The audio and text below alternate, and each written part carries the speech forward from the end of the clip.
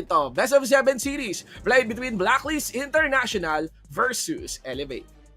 Yes, and unang bans na nga natin dito for the side ng Elevate, which is first pick sila, while Blacklist International will be the first two picks, Zhang Fei and also the Yu Hu Wan. Itong dalawang to is recently lang no sa Hawk Championship, kabilang sila sa listahan ng mga most winnable. Kumbaga Yeah. mataas yung win rate Lalo na yung Zhang Fei. lalo yung Zhang Fei. Hindi nawawala sa meta yung Zhang Fei. Hindi ko alam kung kailan mawawala sa meta yung Zhang Fei, pero up until now, kung hindi siya pick, ban worthy talaga ang Zhang Fei na to. Kasi yung protect Very na true. ibibigay. Pero parang Shinbu, with this set of bans, nakalabas si Mai Shiranui. Indeed, no? For that first pick priority na available ngayon kay Mitsura, I qualify Elevate, mga tol, as a team of superstars, no? Ang daming mga playmaker talaga para sa mga stock na to. Wala nga question pagdating sa kanilang mga talento. Ang curiosity ko actually lies on how they will synergize, kung okay pa sila. Now, we also have that early pick and of course, the Diadia pick naman, no? Making for that strong and quite invasive na gold lane, no? Mga tol. And ang curiosity ko na lang, no, pagdating dyan sa farm lane na yan, is kung, and nga ba, saan ang concentration ngayon ng Diada? It might be on the mid lane side pa rin, or maaga siyang yayakap dito sa kanyang farm lane side. Then, hindi priority, pero we will be seeing a less explosive G6 muna dito, more on the control side. It is gonna be an Ogran, for the stack. Yep. Alam mo parang Shinbu, usually, Ogran, mapipick mo yan. Tatapatan siya ng Musashi. Just because kung ang strength niya ay healing galing, tapatan natin, wag natin paghilin yan. Now, a G6, way back in the championship, lagi ko sinasabi, blood rage lang yan eh. If I'm not mistaken, ang kalaban nila is, well, actually nakalimutan ko na kung sino kalaban nila doon, but taga-ibang region. Pero tingnan natin kung magkakaroon ba talaga siya ng adjustments on the item. Because honestly, kapag ka may Ogran, tinapatan ka ng Musashi, Munyenyo, matic first item, hindi ka na questionin kung mag-blood rage ka agad. Yes. Kasi you need to survive yung kanyang yung first dive, yung ultimate niya, 'di ba? Duel to the death, it's Duel to the automatic death, yes. as well, para dito sa Musashi natin, kay Musish, no? But the thing here, of course, the rotation enabled by these two teams. Remember, ang alam kong approach pagdating sa global pick ban, i-secure mo lang muna yung game 1, no? I-secure mo muna yung game 1, saka tapos kapag nanalo ka ng game 1, saka ka magiging tactical sa draft mo pagdating ng game 2, 3, no? Ganyan, hanggang game 4, kasi this is a best of 7, so they have to plan it out, all throughout, hanggang game 4 should a 4-0 happen. But this time will be different, no? A ban now onto that Ladies End, no? I think hindi yata, ewan ko kung kalakip yung buff para kay Ladies End ngayon sa patch na nilalaro ng mga players natin. I'm not so sure kung kasama yon. But nonetheless, it's still a very evident pick. Napakaganda niyan. Bakit? Bilang pang-entrepreneur lang rin, no? Nahahabol kasi yung tira para doon sa para dito sa early, then you have very good lane control. Ang interesting lang dito, ang may first pick priority actually, after that second cycle ng bans, is itong Blacklist. At ngayon, pagdating sa AoE presses nila, ayan, na-enable tuloy ng Princess Pros, no? Na walang Ladies ng kabila. Yun na nga, sila pa nga yung nag-ban dito ng Ladies End para sa ng Elevate. And hindi na rin naman sila kasi magpipick ng Ladies End. Gawa nga na meron na sila ditong Mai Shiranui. Mai Shiranui, no? And also, Eminem combo to, pre. Eminem? Mai Shiranui, oo. Mai Shiranui combo. So, most likely, ang gusto kong makita dito is magkasama. Very deadly kasi itong dalawa na to. Uli, sasagarin mo, no? Kahit anong sa shaking and baking na pwedeng gawin ng isang early, hahabulin, no? Hahabulin talaga ng main. Hahabulin talaga nitong Mai Shiranui. Ano yan? No? Aliup. Aliup. Walang enchanter, Walang enchanter talaga para sa backline dito ng Elevate. They want some playmakers. They do have this Lady Sun, no? After iba yung Lady Sun. They do have this Lady Sun, pantapat lang dun syempre sa early. Pero wala siyang enchanter. More on frontline lang talaga. Yan po yung gamit. Hindi man lang nag-shield katulad ng Zhang Fei. So far, alam na, ito, mas kitang-kita ko talaga na mas explosive, at least the squishies, no? Para sa side dito ng Elevate. Habang yung Blacklist, stable. Napaka-stable na line up yung dala. Musashi, well-rounded talaga Princess Pros, well-rounded lang, di ba? Meron silang panlaban, may sustain, pang-defense. may frontline, may alam mo kasi parang Shinbu, Elevate kasi malakas na sila as a player. Yan talaga. So, yan talaga. Parang ganito yung mga bagay ng mga hero sa kanila, like explosive nga, which is, tignan natin kung mag-workout, no? Kasi, ang gusto kong makita dito is kung gaano papalo yung Mai Shiranui and also yung Mei Yin. Kasi napaka-crucial na mahuli nila dito yung early and even the Princess Pros. Oo, nandito na tayo ngayon kay paring George. In the map we go, ladies and gentlemen. At kita mo, let's go. Ang sigaw ngayon ni paring AG6, really removing that Boars onto the side lane side. Napansin ka agad nila Dragon. Naku po si AG6 mukhang siya na naman ang unang mapipilayan dito. Nag-attempt. Pero the attempt was failed. Mukhang babawi naman sila dito kay Golden Kite. Golden Kite, meron pa naman pang psych with the double kill na nakuha dito. Naibigay man kay Chaz. Pero bentang-benta din naman sa mga assist yung kanyang mga kasangga dito. 0-2 agad. 54 seconds in the game. Explosiveness is the name of the game. A good thing no, hindi madedenayan ng masyadong minions dito. Sila Mitsuga. Pero grabe yung attempt ni G6 dito. Walang intro. Para sa Ogran, di ba? Dire-diretso, pre. Parang hindi mo muna kinonsider. May tao ba doon? May tao sa kanan, oo. Ay, kitang-kita nyo naman. I mean, pwede kang ikay. Diade yan. Didikit ang katalaga niya, di ba? Walang pepreno, pero walang pepreno din sa top lane. Ayan Hindi pa. ka na madali si Hyde. Buti na may flash siyang available to survive the assault coming from Jamie 1. Yan, sa mga curious po talaga, may very strong laner. Ang daming outplay. Pero gusto yung hanapan ng counter pick yan, Byron po, mga tol. Byron talaga! Ay, with a duel to the death, mukhang death na ang ibibigay dito kay Kuya AG6 dahil level 3 lang siya, par. Hindi kaya ng death recipes yung kanyang healing galing. Habang si Just P dito going pa ng level 5 agad na nanakaw pa yung red buff. Na wala nang bawi. Ano na magagawa dito ni Ivalis? Panoorin na lang mawala ang lahat ng sa kanila. Sa kanilang mismong jungle side pa, maring Yasimiao, they are being shoved in their top lane side. Nako-control at nakalamang sila sa may mid lane side at yung jungle nila is a disaster. Mula doon sa simulang nangyari ngayon kay AG6, round to the board and now to his own red buff. There is a freedom ba para maging agresibo dito yung elevate o kailangan na nilang kumalma kasi medyo evident yung lead sa kanila ngayon ng Blacklist International. 1K gold lead Yes, pero ito nakita din natin kahapon to against Rough World Era, no. Medyo mid-game bumawi naman sila pero due to the mistakes din ng Rough World Era. Pero at the same time, this is Blacklist International. Medyo rare sila na nagkakaroon ng mistakes dito. And pre, stats don't lie. Blacklist International almost malinis yung slate nila eh. Ang bumangas lang sa slate talaga nila nun is yung Boom, which is yung dati pang lineup ng Boom. Ng Boom, yeah, the old lineup, no? And also wanna mention, tol, na pagdating sa mid-game, kung saan medyo mas nagka-clump together na yung mga players natin. Ano kasi yan, tol, parang medyo lamang yung lineup ng Blacklist International pag 5-5 stack, in my opinion. Oo. Mas lamang sila. Kahit sabihin mong may na chichingas-chingas dun sa may Gedli, may Shirano yung chichingas-chingas sa may Gedli. Yung Princess Pros kasi pwede sila maglaro around the Princess Pros. And alam naman natin yung Princess Pros, tago lang yan sa may brush. Basta mailapag niya yung kanyang let it go. It's matic, no, na mayroong bandang flow para sa mga membro ng Blacklist International. 5v5 team fight once, no? Yeah, true. Elevate kasi, ang napansin ko isa sa kanihinaan nila is, yun nga, no, na-question mo kanina yung synergy, yung kanilang communication sa isa't isa, pero hold that thought dahil mukhang may kumakatok na naman dito sa loob ng jungle ng side of Blacklist International. Red buff na naman ang pinag-aagawa ng lahat dito sa ating Elevate versus Blacklist International, pero mukhang hindi napapalag dito yung Elevate. Binigay na lang nila, pre. Umalis si AG6 eh. No? As in, tanggap muna yung katotohanan for that. Things are actually looking shaky now for the side here ng Team Elevate. Very shaky. Very shaky. Alam mo kasi parang Shane, ang napansin ko sa Elevate dito, ang kahinaan nila is yung talagang marunong mag-synergy na team. Which is, ganun yung Rough World Era. And so far, nananalo sila kasi binabraso nila. Pero yung Blacklist International kasi, binabraso din nila. Mas malakas sila mambraso dito with a smash na dalawa. Angat! Napabagsak naman nila dito si Dragon at nabigyan. Pero si Hyde, wala nang matatabuhan dito. At kung hindi na mapapabagsak, nasunod pa si Ivalis na inatake na din dito ni Kuya Golden Kite with a double kill. Aba si AG6, sige farm ka na lang muna AG6. Baka late game, nakaabot pa. Kaya pa siguro. Ewan ko, alam mo kung bakit wala ang AOE sa kanila, like yung 5v5 team fight. These are playmaking heroes, no, na kapag natalo or behind na doon sa sa lane nila, pag nag-group up, medyo minimal yung impact sa laro. The more that members of Blacklist International are clumped together, mas mahirap pumasok bilang main. Mas mahirap pumasok bilang may Shirano, di ba? Ewan, siguro, pwede malaro sa mga steal, ganyan. Or kung si Azar, no, mag-scale 2 item, ganun, makuha ng quick burst, kunwari Arlie o kaya Princess Pros. Wishful thinking, ideal scenarios are being begged for the side here ng Team Epic. So they really wanna get that comeback. Red buff round 2.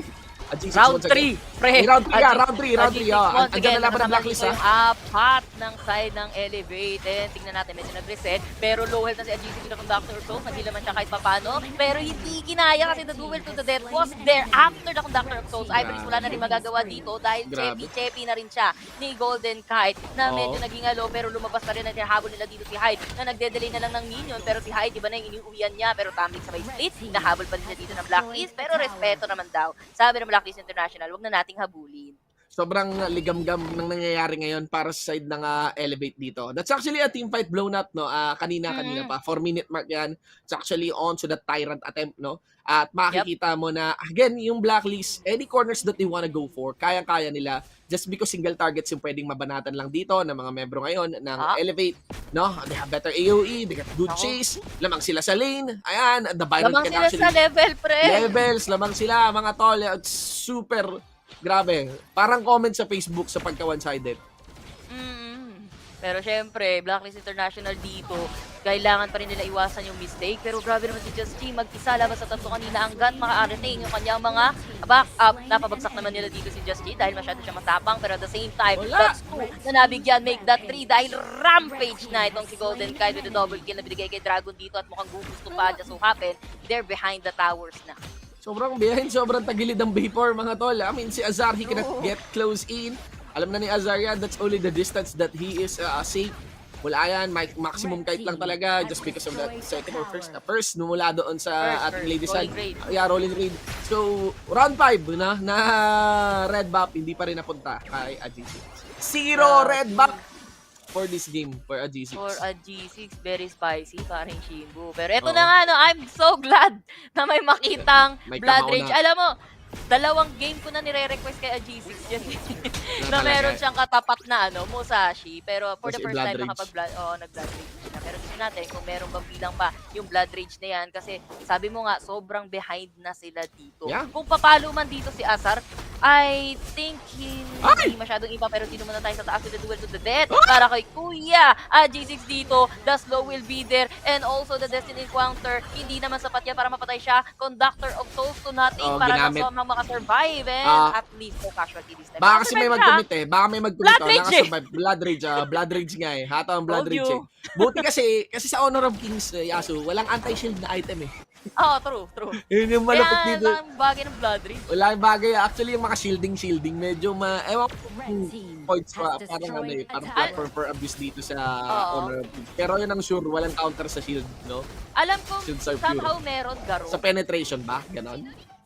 I think sa shield mismo. Ewan ko lang, pero recently parang yun din yung na-nerf sa kanya eh. Ni-nerf yung nerf, Pero yung kunyari, mga bonus damage to shield. Ang meron lang si Garo di ba? Yun, si Garo lang. Ang nag-Garo, siya lang. Na-nerf po. Na-nerf pa. Diba? Wala ganun talaga. Ay, may Mitsura! Pero, munti ka na magbuhitang. Si Kuya Mitsura. Dahan-dahan lang daw. And for still suppression, round 6. Dito tayo sa may red buff. Na habang nagtatrabaho itong si Kuya Golden Kite at top lane for the duel to the death. Binigay na kanya-kanya silang target. Pero lugi pa din yung side ng Elevate. Ang kanyang bagsakan na with a flash in. Pre, yung chance! Yung dayad niya, pre! Hinaharapan yung Mayin! Mag-isa kanina ba sila nagwa-1v1? Wala triple kill on Chami 1. Mga tol, ito sa mga nanonood, yung damage dito ng Elevate, parang sweldo nyo. Kulang. That's the situation right now. Even a 5v5 lone fight, kanina pa namin sinabi, it is what it is. Pagdating sa AoE, pagdating sa distribution ng damage, 5v5, lista mo na. Sa side na yan ng Blacklist International. It's gonna be a checking game, in my opinion. No? It's a matter of time before they close this one out. Kaya pa na-stall out ng Elevate because yun, isa lang naman na Vanguard yung nag-push doon. Pero this one, antay lang talaga ng minion. They can even go for a wrap around. Baka kahit ganito kaalanganin yung health nila, baka ilaban pa nila. Pero good thing hindi. Play it wise. I really have difficulties of finding any points of comeback here para sa side ng Elevate, promise. Pre, mistake na lang talaga kung sakali na magagaling dito sa Blacklist like audition, pa isa-isa, mahuli, lalo na itong si Golden Kite, no? I think Golden Kite meron siyang hawak na trick dito kung di ako nagkakamali. At the same time, Chami as well. Pero Blacklist International, bihira talaga sila mag-mistake ng ganun na mag-audition sila pa isa-isa dahil they're mostly all of the time working as one team, which is medyo lacking sa Elevate eh. Star sila, malakas sila, pero yung like comms, Composition pa lang, alam mo na talagang hindi magte-team fight eh. Pero ayun lang, okay lang sa akin yung comp na walang team fight, na hindi December team fight. Pero yung talaga yung early start lang, yung risking early start talaga. Dali i-punish na nun eh. Sinimulan sa jungle, nakaya ni Fred. Walang ibang ginawa talaga yung blacklist. Walang notable sa macro ng blacklist dito, kunin yung red. Diba? Wala, kahit isang red buff, walang nakuha si G6. Up until now, nakailang round na tayo dun sa may red buff, 6th round. Wala pa rin siya nakukuha, pero at least may hindi pala mirror. Overload pares pala to, pre. Hindi din makakuha ng objective dito yung side ng Elevate. Yung mga towers ng Blacklist International, kaya pa next game. Wala pang bawas. Wala pang bawas. Pero napunta yung red. Napunta pa rin. Napunta pa rin sa Carly. 6-0 na ba? 7-0 pagdating sa red? 7-0 na, 7-0 na. Sa red. Oh my gosh. And I don't think makakapag-dep pa yung Elevate dito. Nagkukumpula na lang sila sa sarili nilang base. Naghihintay na babasag yung mid lane and even the bottom lane. And illuminating slash, medyo may naaabot. Pero hindi na sila makapag-retaliate. Wala naman. Ako kan. Team drill talaga. Yung Ogran, wala nang katret-tret sa laro ngayon. Pilihan mo lang na Musashi. Winter is here. Nice low. Duel to the death. Emperor yung isa. Hindi pa naka-touchdown sa base. Yan. Kahit may naka-connect na wifi, hindi din siya nakapag-deal doon. Chami! Buhay pa si Chami! Mahal ka ng Diyos! Grabe din! Force field suppression! What infinity! Ay, naku. Grabe si Yuji Itadori. Nasa biyahe ako kanina, pre, may naglalakad na Yuji Itadori. Talaga mo yun. Oo. Naghahanap ng curse. Ang dami nakikita. Ewan ko, parang trend yata ngayon na magsuot ng Yuji Itadori yung mga tao. Naka-pink hair, ganyan. Hindi naman pink hair, pero yung damit mismo ni Yuji. Ganun na ganun. Ginagaya nila yung style. Balik na yung baggy pants, pero yung trip ngayon, baggy pants na nakatat-in ganyan. Pero ang nakakapagtaka doon, parang Shimbu, nasa Pilipinas ka, pero meron kang parang neck warmer. Na pula. Tapos long sleeve, naglalakad ka pre sa highway. Ayos ba yun? Yan. Welcome to the Philippines. Remove all logic. Abandon all hope. Abandon all hope. All you enter. Face ganda no? Ganyan lang. Man. Sobrang one-sided ng game number 1. Nagsimula doon sa mishap pagdating sa Maya, Vortic attempt ni G6 hanggang dinala ng blacklist sa red buff nila. Very precise onto the timers. They really just wanna get that strong title pagdating dito sa PH qualifier natin here in KIS Season 3. Grabe yung kunat ni Chami. Grabe yung survivability niya. Pero ang tumatak sa akin, si Chaz nakikipag 1v1 kay Hyde. Yung Dayadia nakikipag 1v1 sa Mayin.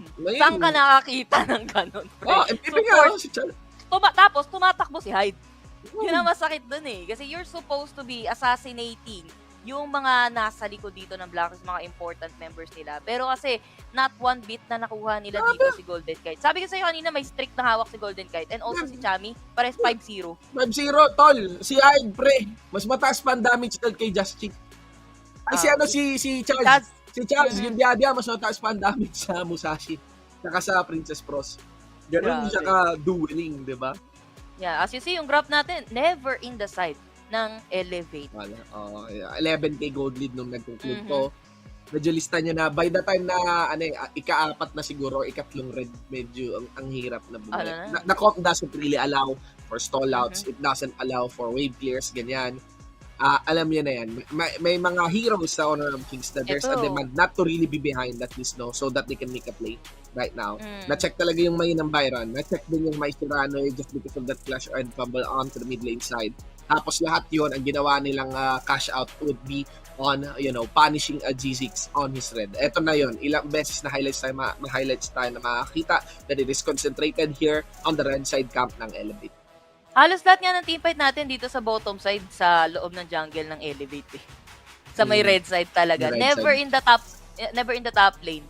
Siguro may rotation ng attempt after makuha yung Blood Rage, pero yun na yun. Tapos puro bottom side na tayo. Kasi hindi talaga nakaisa ng red buff si Agi dito. Global pick and bans, Global pick and bans, mga tol. Kung ano man yung lineup ng magkabilang team, hindi na yan makikita yung lineup for the next game. Yan ang sigurado ngayon, no? So, we want to shake things up. Yun lang talaga ang maganda dito sa global pick and bans. Parang, ang thankful lang ako, parang surely, hindi pala parang, surely, Surely. bagong draft, no? Pagdating doon sa game 2. Lalo na kung meron Ito yung 1v1 Dayadya, tsaka Hyde. Auto-attack, auto-attack. Flash in. Boop, sa bunot na naman. Yes, nag-recall kanina. Napansin ko rin yun. Kaso nasa kainitan ng laban yun eh. Bago mag-blue in. The disrespect. Live ang Chaz. Ang lakas mo. Mainit. Mainit si... Just Chaz. No? On to the play. Yan na yun eh. Lista mo na yun eh.